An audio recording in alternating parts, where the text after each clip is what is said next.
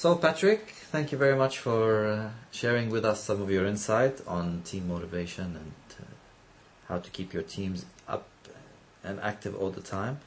What I wanted to start is by asking you about how do you manage to keep your team motivated day after day in a very highly competitive environment like the IT, information technology sector.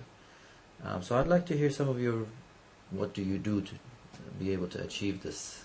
Well, it's definitely a very competitive environment. I mean, it is so competitive that we now have to forecast and report on a weekly basis on our activities. Weekly?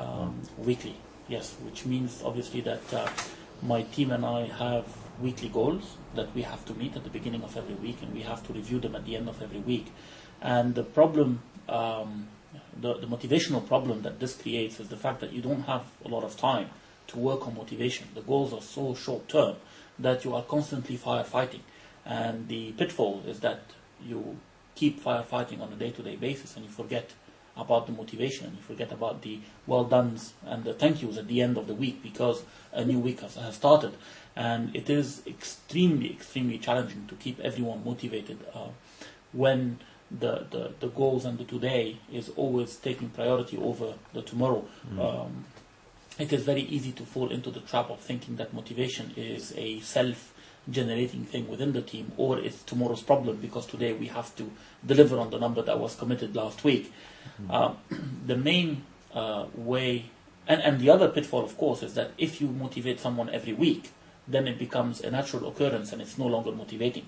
So you have to really balance the weekly pressures with the fact that a motivational event, whether it is money or recognition or anything else, has to be rare enough to have value and not fall into the common. So it's really a big challenge, and I think that the key to it overall is to have a successful team. When the team is successful, it becomes a self-motivating team.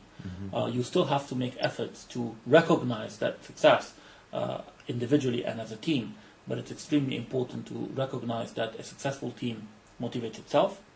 A motivated team is successful, so then you enter into a virtuous circle where success breeds motivation, motivation breeds success, and it goes on and on and on. And in that cycle, what is, in your view, the most important characteristics of a leader within that cycle? How do you keep it churning and going continuously? I think the leader, the difference between a leader and a manager gets things done.